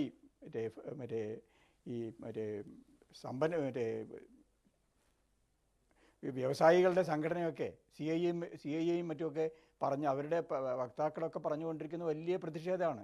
സ്റ്റിമുലസ് പാക്കേജ് ഉണ്ടെങ്കിൽ അവർ പറയില്ലല്ലോ. കഴിഞ്ഞ വർഷങ്ങളിൽ അങ്ങനെ അവർ പറഞ്ഞിട്ടില്ലല്ലോ. അപ്പോൾ സ്റ്റിമുലസ് പാക്കേജ് ഒന്നുമില്ല.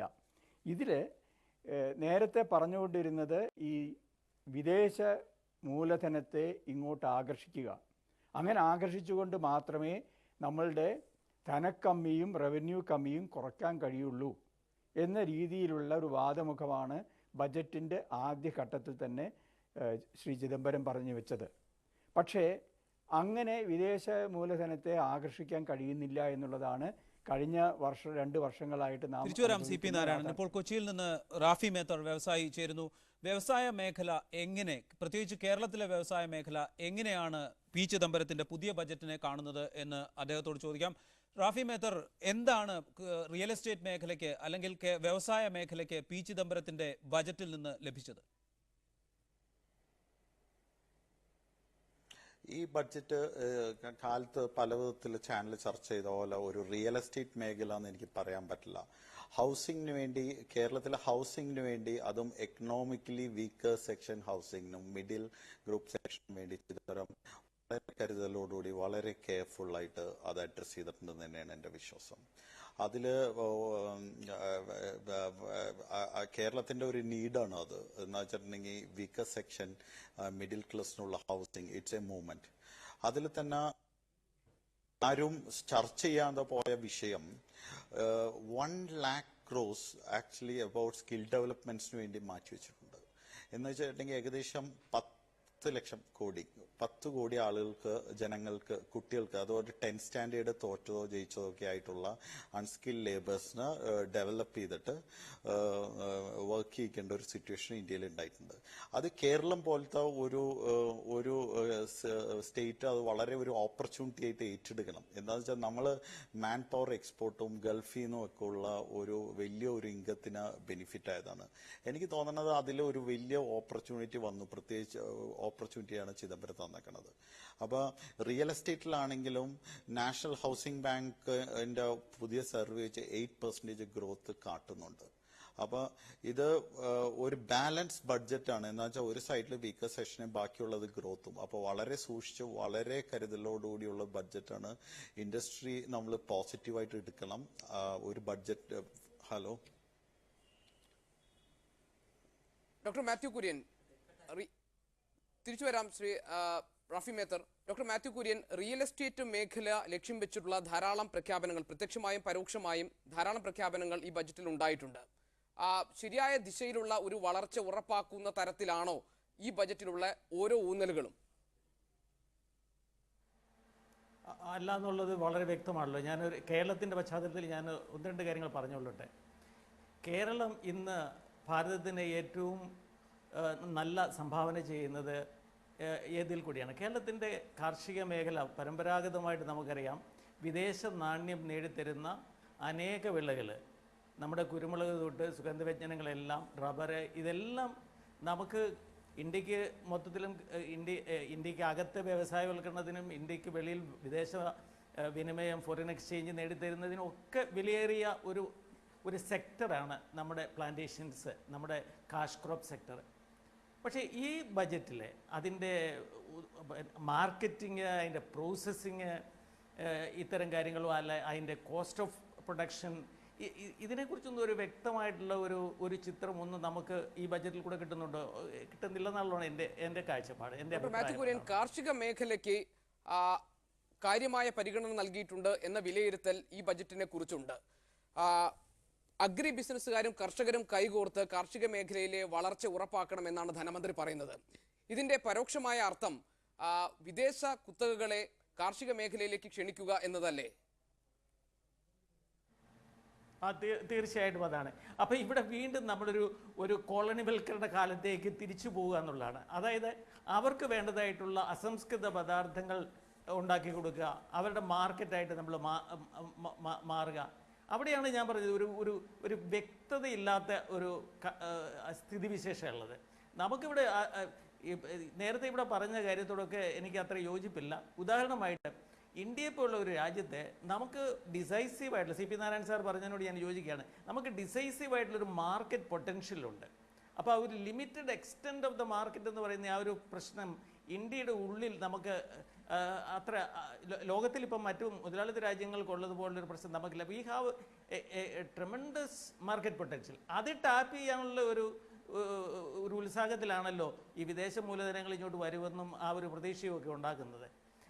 അതുകൊണ്ട് ഈ ഇൻറ്റേർണൽ മാർക്കറ്റിൻ്റെ പൊട്ടൻഷ്യൽ നമ്മൾ മനസ്സിലാക്കുകയും അതനുസരിച്ച് നമ്മുടെ വിഭവങ്ങളെ ഉൽപ്പാദനക്ഷമമായിട്ട് അത് വാല്യൂ ആഡഡ് ആയിട്ട് വിവിധ ഘട്ടങ്ങളിൽ നേരത്തെ പറഞ്ഞുള്ള ബേസിക് റോ മെറ്റീരിയൽസിനെ ഇവിടെ തന്നെ നമ്മൾ ആ അസംസ്കൃത പദാർത്ഥങ്ങളെ നമ്മൾ അപ്പം കൃഷി വികസിക്കും, അതോടൊപ്പം തന്നെ വ്യവസായം വളരും, തൊഴിലിവിടെ സൃഷ്ടിക്കപ്പെടും, ഇവിടുത്തെ ആളുകൾക്ക് വേണ്ടതായിട്ടുള്ള വേജ് ഗുഡ്സ്, അവർക്ക് വേണ്ടതായിട്ടുള്ള ഉപഭോഗ വസ്തുക്കൾ ഇവിടെ ഉണ്ടാവും.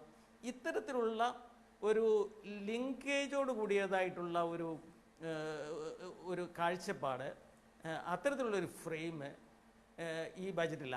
അത് നമുക്കിപ്പം തിരിച്ചു വരാം. ഡോക്ടർ മാത്യു കുര്യൻ, ഒരിക്കൽ കൂടി ഷാനവാസിലേക്ക്. ശ്രീ MI ഷാനവാസ്, ഭക്ഷ്യസുരക്ഷാ ബില്ലിനെ സംബന്ധിച്ച് കഴിഞ്ഞ ബജറ്റിൽ പ്രഖ്യാപനമുണ്ടായത് അത് പാർലമെന്റിന്റെ പരിഗണനയിലുണ്ട് എന്നായിരുന്നു. ഈ ബജറ്റിൽ ധനമന്ത്രി പറയുന്നു പാർലമെന്റിന്റെ അനുമതി ഉടൻ കിട്ടുമെന്ന് പ്രതീക്ഷിക്കുന്നു എന്ന്. ഇപ്പോൾ നിലവിൽ സബ്സിഡിയായി അനുവദിച്ചിരിക്കുന്ന 60,572 കോടി രൂപയ്ക്ക് പുറമെ 10,000 കോടി രൂപ കൂടി നീക്കിവെക്കും എന്ന് പറയുന്നു. നേരത്തെ ഭക്ഷ്യമന്ത്രാലയം പറഞ്ഞിരുന്നത് സോണിയാഗാന്ധി അധ്യക്ഷയായ ദേശീയ ഉപദേശക സമിതി നിർദ്ദേശിക്കുന്നത് പ്രകാരം 75% ജനങ്ങളിൽ 75% പേരെ ഈ പദ്ധതിക്കുള്ളിൽ കൊണ്ടുവരണമെങ്കിൽ 1.25 ലക്ഷം കോടിയെങ്കിലും അനുവദിക്കണം സബ്സിഡി ആയി എന്ന് പറഞ്ഞിരുന്നു. പക്ഷേ ധനമന്ത്രി ഇന്ന് പറഞ്ഞിരിക്കുന്ന അനുസരിച്ചാണെങ്കിൽ 70,000-ലേറെ കോടി രൂപ മാത്രമേ ഭക്ഷ്യസുരക്ഷാ ബില്ലിന് വേണ്ടി നീക്കിവെക്കാൻ കഴിയൂ. കൂടുതൽ പേരെ APL ആക്കി മാറ്റി സബ്സിഡി പരിമിതപ്പെടുത്തുക എന്ന അജണ്ട ഭംഗിയായി നടപ്പാക്കപ്പെടുകയല്ലേ ചെയ്യുന്നത്? അതെങ്ങനെയാണ് വരുന്നത്? അത് ഏതായാലും ഭക്ഷ്യസുരക്ഷാ ബില്ല് നമ്മൾ അവതരിപ്പിച്ചിട്ടില്ല. ഭക്ഷ്യസുരക്ഷാ ബില്ല് അവതരിപ്പിക്കുമ്പോൾ അതിനുവേണ്ടി പ്രാരംഭമായി 10,000 കോടി രൂപ ഒരു ടോക്കണായിട്ട് വെച്ചിരിക്കുന്നു എന്ന് മാത്രമേ ഉള്ളൂ. ഭക്ഷ്യസുരക്ഷാ ബില്ല് അവതരിപ്പിച്ച് കഴിഞ്ഞിട്ട് അപ്പോൾ അദ്ദേഹം ഈ 10,000 കോടിക്ക് പറഞ്ഞത് in addition to the subsidies already existing, ഇപ്പോൾ നിലവിലുള്ള എല്ലാ സബ്സിഡികൾക്കും പുറമെയാണ് 10,000 കോടി രൂപ അദ്ദേഹം ബഡ്ജറ്റിൽ അലോക്കേറ്റ് ചെയ്തിരിക്കുന്നത്. അത് ഒരു ബില്ല് വരാൻ പോകുന്നു. ആ ബില്ല് വരുമ്പോൾ അതിൻ്റെ ആവശ്യത്തിനനുസരിച്ച് ഈ എമൗണ്ട് കൂടണമെന്നുണ്ടെങ്കിൽ അതിൻ്റെ അപ്രോപ്രിയേഷൻ കൂടെ നടത്താൻ സാധിക്കുമെന്ന് പൂർണ്ണമായും വിശ്വാസത്തോടു കൂടി തന്നെയാണ് ശ്രീ ചിദംബരം ഇത് പ്രഖ്യാപിച്ചത്. ഭക്ഷ്യസുരക്ഷാ ബില്ലിൽ വെള്ളം ചേർക്കാതെ തന്നെ ഈ ബജറ്റ് സമ്മേളനത്തിൽ വെച്ച് തന്നെ അത് കൊണ്ടുവരുമെന്നാണ് ഇതിനെ ബന്ധപ്പെട്ട മന്ത്രിയും മറ്റ് നേതാക്കന്മാരും ഞങ്ങളോട് പറഞ്ഞിട്ടുള്ളത്. ഇത് ചോദിച്ചതിന് ഒരു കാരണം കൂടിയുണ്ട് ഷാനവാസ്. ഏറെക്കുറെ ഭക്ഷ്യസുരക്ഷാ ബില്ലിന് മുമ്പ് ഏറ്റവും വലിയ ജനകീയ പദ്ധതിയായി UPA അവതരിപ്പിച്ചത് തൊഴിലുറപ്പ് പദ്ധതിയായിരുന്നു. തൊഴിലുറപ്പ് പദ്ധതി തുടങ്ങിയ വർഷം 16,000 കോടി രൂപ അനുവദിച്ചു. അതിന്റെ തൊട്ടടുത്ത വർഷം 39,000 കോടി രൂപയാക്കി വർദ്ധിപ്പിച്ചു. പിന്നെ മൂന്നാമത്തെ വർഷത്തിൽ അത് 40,100 കോടി രൂപയാക്കി. ഇപ്പോൾ നീക്കിവച്ചിരിക്കുന്നത് 30,000 കോടി രൂപ മാത്രം. ക്രമമായി സാമൂഹ്യക്ഷേമ പദ്ധതികളിൽ നിന്ന് പിൻവാങ്ങുന്നതിന്റെ സൂചന ഇതിലുണ്ട്. അതുകൊണ്ടുകൂടിയാണ് ഭക്ഷ്യസുരക്ഷാ ബില്ലിന്റെ കാര്യത്തിൽ ചോദ്യമുയർന്നത്. ഒരിക്കലുമില്ല. ദേശീയ തൊഴിലുറപ്പ് പദ്ധതി നിങ്ങൾ പറഞ്ഞത് ശരിയല്ല. 30,000 കോടി, 30,000 അല്ല 33,000 കോടി രൂപയാണ് മാറ്റിവെച്ചിരിക്കുന്നത്. അത് ആവശ്യത്തിനനുസരിച്ച് അത് കൂട്ടുകയും ചെയ്യും. പിന്നെ ഈ പല സംസ്ഥാനങ്ങളും ഇത് യൂട്ടിലൈസ് ചെയ്യുന്നില്ല. കഴിഞ്ഞ പ്രാവശ്യത്തെ കേരളത്തിലെ ഇടതുപക്ഷ സർക്കാർ ഇത് പൂർണ്ണമായിട്ട് യൂട്ടിലൈസ് ചെയ്യാഞ്ഞുകൊണ്ട് കേരളത്തിന് ഒരുപാട് നഷ്ടങ്ങളുണ്ടായി. എല്ലാ സംസ്ഥാനങ്ങളും ഇത് യൂട്ടിലൈസ് ചെയ്ത് ഇതിൻ്റെ എമൗണ്ട് കൂടി ഇതിന് വേണ്ട അടങ്കൽ തുക കൂടി വരികയാണെന്നുണ്ടെങ്കിൽ അത് കൂട്ടിക്കൊടുക്കുക തന്നെ ചെയ്യും. ഏതായാലും ഒരു കാര്യം അർത്ഥശങ്കയ്ക്കിടയില്ലാത്തവണ്ണം ഞാൻ പറയാം, ഈ ജനങ്ങളെ ബാധിക്കുന്ന ജനകീയമായിട്ടുള്ള ഒരു പദ്ധതിയിലും വെള്ളം ചേർക്കില്ല. അതൊക്കെ വളരെ ഭംഗിയായി നടക്കും. അതുകൊണ്ട് തന്നെയാണ് ഇതിനെ ഒരു ഇലക്ഷൻ ബഡ്ജറ്റ് എന്ന് പോലും പ്രതിപക്ഷ നേതാക്കന്മാർ വിളിക്കാനുള്ള കാരണം ജനങ്ങളുടെ ഇടയിൽ ദൂരവ്യാപകമായിട്ടുള്ള ധാരാളം അനുകൂലമായിട്ടുള്ള കിരണങ്ങൾ ഉണ്ടാകുമെന്ന് മനസ്സിലാക്കിക്കൊണ്ട് തന്നെയാണ്. ശ്രീ CP നാരായണൻ, ഈ ബജറ്റിൽ കേരളത്തിനായി എന്തുണ്ട്? മാധ്യമങ്ങളൊക്കെ ചൂണ്ടിക്കാണിച്ചല്ലോ. കാരണം സംസ്ഥാന ഗവൺമെൻറ് ഏതാണ്ട് 8,000-ൽ പരം കോടി രൂപ അവരുടെ നികുതി വിഹിതമായിട്ട് കിട്ടും. പിന്നെ നമ്മുടെ കേന്ദ്ര സ്ഥാപനങ്ങൾക്കെല്ലാം കുറേശ്ശെ പൈസ കൊടുത്തിട്ടുണ്ട്. അതല്ലാതെ നമ്മുടെ സംസ്ഥാനത്ത് കാര്യമായ ഒരു വളർച്ച ഉണ്ടാകുന്ന രീതിയിൽ ഏതെങ്കിലും മേഖലയിൽ ഇടപെടാൻ കഴിയുന്ന രീതിയിൽ ഉള്ള യാതൊന്നുമില്ല. അത് കാരണം മൊത്തം ബഡ്ജറ്റിൽ ഇല്ലാത്തത് കേരളം ഇന്ത്യയുടെ ഭാഗമാണല്ലോ. കേരളത്തിന് പ്രത്യേകമായിട്ട് കിട്ടില്ല. അതാണ് സംഭവിക്കുന്നത്. അത് കേരളത്തിന് പ്രത്യേകമായിട്ട് എന്തെങ്കിലും ഉണ്ടെന്ന് എനിക്ക് തോന്നുന്നില്ല. അത് ഉണ്ടെന്ന് പറയുന്നത് ഇന്നോ നാളെയോ അത് അങ്ങനെ ആരെങ്കിലും അവകാശവാദം പറഞ്ഞാലും അത് ഒരാഴ്ചക്കകം അല്ലെങ്കിൽ ഏതാനും ആഴ്ചകൾക്കകം ആളുകൾക്ക് അത് അങ്ങനെയല്ല വസ്തുത എന്നുള്ളത് ബോധ്യപ്പെടും. ഒരിക്കൽ കൂടി റാഫി മേത്തറിലേക്ക്. റാഫി മേത്തർ, കേരളത്തിന് അർഹിക്കുന്ന ഒരു പരിഗണന അല്ലെങ്കിൽ കേരള സംസ്ഥാന സർക്കാർ ആവശ്യപ്പെട്ടതിനനുസരിച്ചുള്ള ഒരു പരിഗണന ലഭിച്ചില്ല എന്ന അഭിപ്രായം പൊതുവിലുണ്ട്. അത്തരത്തിലാണോ ബജറ്റ് കാണുന്നത്? എൻ്റെ അഭിപ്രായത്തിൽ ഈ ബഡ്ജറ്റിൽ ഒരു നാഷണൽ ബഡ്ജറ്റായിട്ടാണ് എനിക്ക് എടുക്കാൻ പറ്റുള്ളൂ. അതിൽ ഇൻഫ്രാസ്ട്രക്ചർ സെക്ടറിൽ കേരളത്തിനെ പാടെ അവഗണിച്ചിരിക്കുകയാണ്. ഇപ്പോൾ ഒരു example, Delhi to Bombay, Bangalore to Madras industrial corridor, അതൊരു 300 കിലോമീറ്ററോ 400 കിലോമീറ്ററോ വന്നിരുന്നെങ്കിൽ കേരളം എത്തുമായിരുന്നു. പക്ഷേ ഇൻഡസ്ട്രിയൽ കോറിഡോർ, ലോജിസ്റ്റിക്സ് മൂവ്മെന്റ്സ്, ഇപ്പൊ ഭക്ഷ്യ സുരക്ഷനെ പറ്റി പറഞ്ഞു. വിതൗട്ട് ദ ഇൻഫ്രാസ്ട്രക്ചർ, ഇതിന്റെ ലോജിസ്റ്റിക്സ് ഇല്ലാണ്ട് നമുക്ക് ബുദ്ധിമുട്ട് വരും. പഞ്ചായത്തിന് ഉണ്ടാക്കാൻ പെർമിഷൻ പറ്റുമെന്ന് പറഞ്ഞു. പക്ഷേ land price is very high in Kerala. പക്ഷെ അതുകൊണ്ട് അതിലും ഒരു പ്രാക്ടിക്കൽ ഡിഫിക്കൽറ്റി ഉണ്ട്. 5,000 കോടി രൂപയാണ് അതിനു വേണ്ടി മാറ്റി. ഡോക്ടർ മാത്യു കുര്യൻ, ഒരു സാമ്പത്തിക കാര്യ വിദഗ്ധൻ എന്ന നിലയിൽ 10-ൽ എത്ര മാർക്ക് കൊടുക്കാം ഈ ബജറ്റിന് താങ്കൾക്ക്? ഒരു 3.5 മാർക്ക് കൊടുക്കാം. എന്തുകൊണ്ട്? ഹലോ, എന്തുകൊണ്ട്?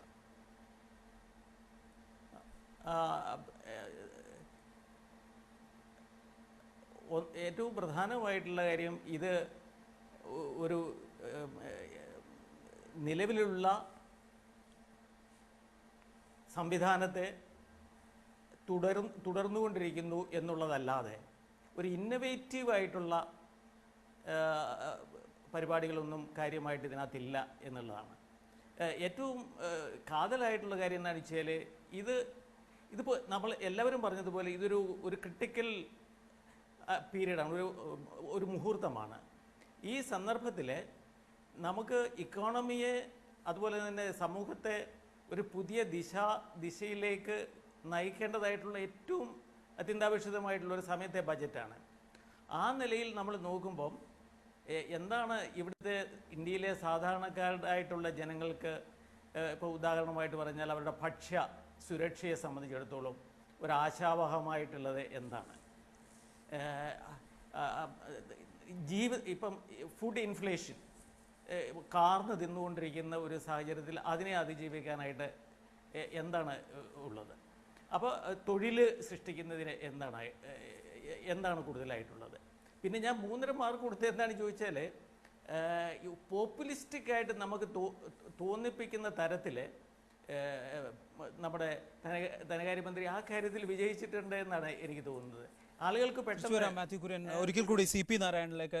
CP നാരായണൻ, അടിസ്ഥാന സൗകര്യ വികസന മേഖലയ്ക്ക് കൂടുതൽ നീക്കിയിരുപ്പ് ഉണ്ടാവുക സ്വാഭാവികമാണ്. പക്ഷേ ശുചിത്വം, കുടിവെള്ളം ഇവയ്ക്കായി ഈ ബജറ്റിൽ നീക്കിവെക്കപ്പെട്ടിരിക്കുന്നത് 15,000 ചില്ലറ കോടി രൂപ മാത്രമാണ്. എന്തുകൊണ്ടാണ് ഇത്തരം മേഖലകളിലേക്ക് നമ്മുടെ ഭരണകൂടത്തിന്റെ ശ്രദ്ധ ഇനിയും കാതലായി പതിയാത്തത്? ഭരണകക്ഷി അംഗമായ മണിശങ്കരയ്യർ ഇതിനെപ്പറ്റി പറഞ്ഞത്, ഒരു പഞ്ചായത്തിന് 2,000 രൂപയാണ് നമ്മൾ കണക്കാക്കിയെടുത്താൽ ഇപ്പോൾ ബജറ്റിൽ വകയിരുത്തിയ തുക കൊണ്ട് ഇന്ത്യയിൽ ആകെയുള്ള ഗ്രാമപഞ്ചായത്തുകൾ എടുക്കുമ്പോൾ 2,000 രൂപയാണ് ശുചിത്വത്തിന് നീക്കി വെച്ചിട്ടുള്ളത്. അപ്പോൾ മൊത്തം തുക കാണുമ്പോൾ കുറേ 1000 കോടിയൊക്കെ ഉണ്ടാവും. പക്ഷേ യഥാർത്ഥത്തിൽ വരുമ്പോൾ അത് നാമമാത്രമാണ്. ഈ നാമമാത്ര സ്വഭാവം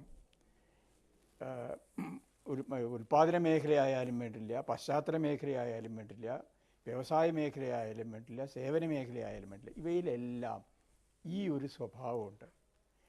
യഥാർത്ഥത്തിൽ വേണ്ടിയിരുന്നത് ഈ ഒരു സന്നിഗ്ധ ഘട്ടത്തിൽ അതിനെ മുറിച്ചു കിടക്കാൻ ആഭ്യന്തരമായ കമ്പോളത്തെ, ഇപ്പോൾ കമ്പോളത്തെ പറ്റി മാർക്കറ്റ് എന്ന രീതിയിലാണല്ലോ ഇവർ പറയുന്നത്, ആഭ്യന്തര കമ്പോളത്തെ ഉപയോഗിക്കാൻ, ആഭ്യന്തര ഉൽപ്പാദന ശേഷിയെ, കാരണം വളരെ വലിയ ജനസംഖ്യയുള്ള രാജ്യമാണ്. ക്ഷമിക്കണം, സമയപരിമിതി മൂലം ഇടപെടുകയാണ്. വളരെയധികം നന്ദി ശ്രീ CP നാരായണൻ, റാഫി മേത്തർ, ഡോക്ടർ മാത്യു കുര്യൻ, ഒപ്പം തന്നെ MI ഷാനവാസ് ഈ ചർച്ചയിൽ പങ്കെടുക്കാൻ എത്തിയതിന്. സ്പെഷ്യൽ എഡിഷനിൽ ഒരു ചെറിയ ഇടവേള.